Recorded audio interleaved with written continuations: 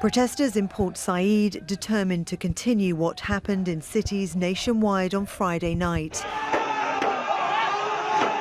The rare show of dissent ended when riot police moved in. One officer in Cairo urging his men not to open fire on demonstrators, demanding the resignation of President Abdel Fattah el-Sisi.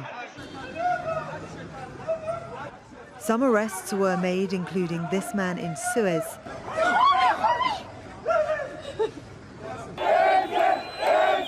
Overall, analysts say Egyptian security forces were uncharacteristically restrained.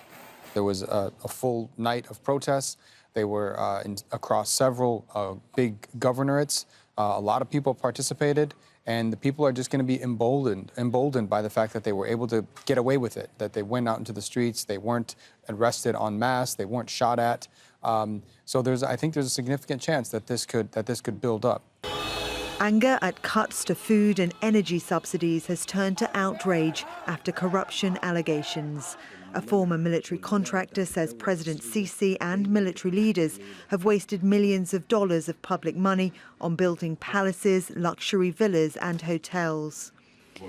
Muhammad Ali posted videos on YouTube and Facebook earlier this month, calling for protests against corruption when most Egyptians live in poverty.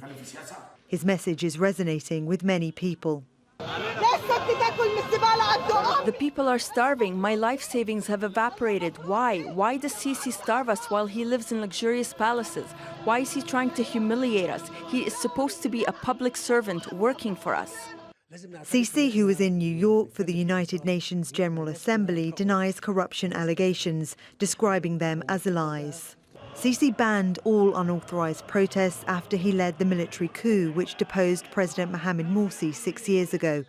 Tens of thousands of Egyptians were arrested and jailed in the government crackdown which followed.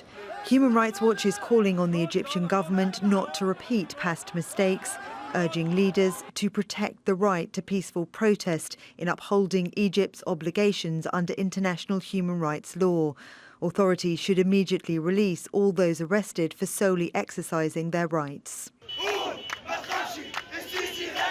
Analysts say it's too early to say whether the army's relatively hands-off response suggests some commanders are sympathetic to the protest movement. Either way, they say Sisi should be worried.